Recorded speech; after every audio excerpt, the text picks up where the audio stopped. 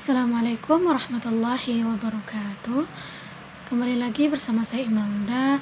Pada kesempatan kali ini kita akan membahas tentang aktivitas para praktisi public relation.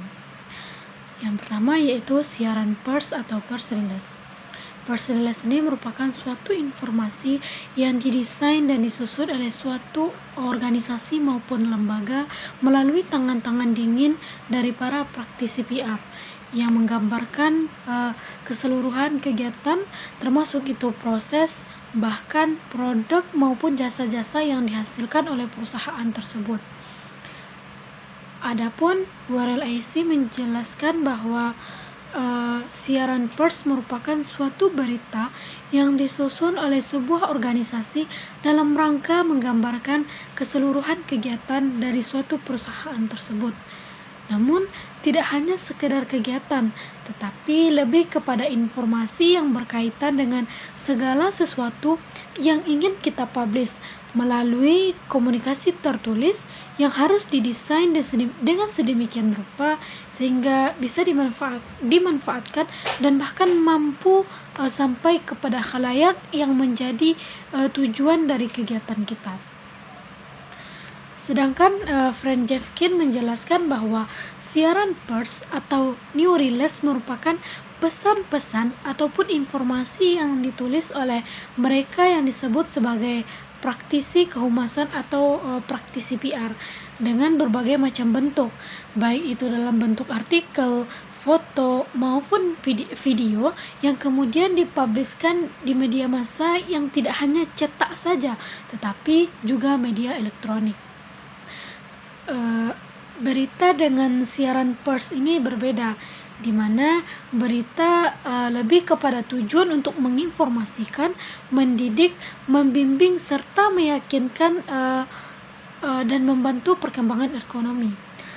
Sedangkan siaran pers tujuannya tidak hanya untuk menyebarkan informasi, tetapi lebih kepada membina dan menumbuhkan sikap, pendapat, citra dan pandangan yang baik dari publik kepada perusahaan maupun organisasi kita.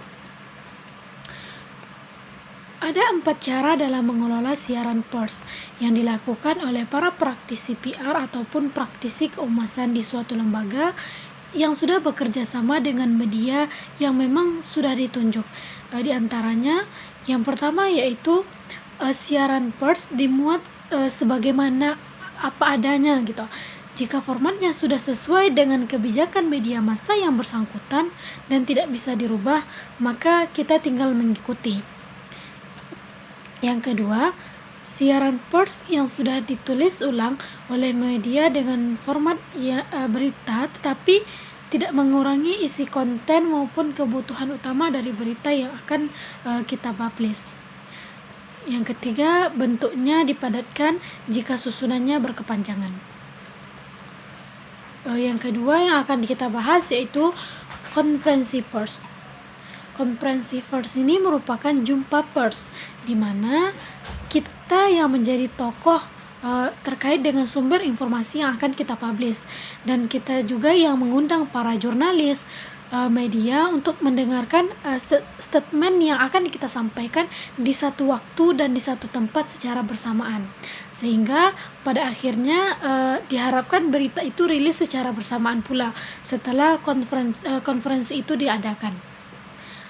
Konferensi pers yang membuat berita bukan kita melainkan seluruh para jurnalis dari seluruh media yang kita undang tadi di satu tempat yang sama, namun dengan cara mereka masing-masing dalam mempublishnya, tetapi kontennya tetap berkaitan dengan apa yang kita sampaikan.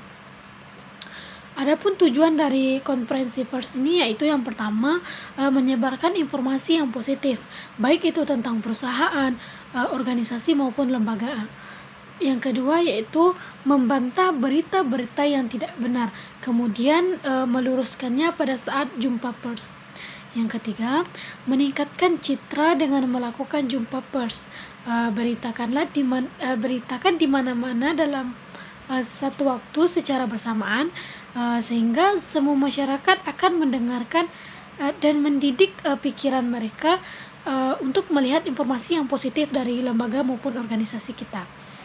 Yang terakhir yaitu membina hubungan yang baik dengan peers sehingga dapat membangun kedekatan emosional. Dan yang terakhir yaitu presentasi. Konferensi pers membutuhkan kemampuan dalam mempresentasikan semua hal yang disampaikan terkait dengan jumpa pers. Kemampuan dalam presentasi ini sangat penting sebab jurnalis yang kita undang akan mengulik dan akan mengolah berita yang kita sampaikan. Jadi, jika presentasi kita tidak mumpuni, maka akan menjadi persoalan yang sangat besar. Apalagi dalam konsep tanya jawab setelah konferensi pers selesai dilakukan.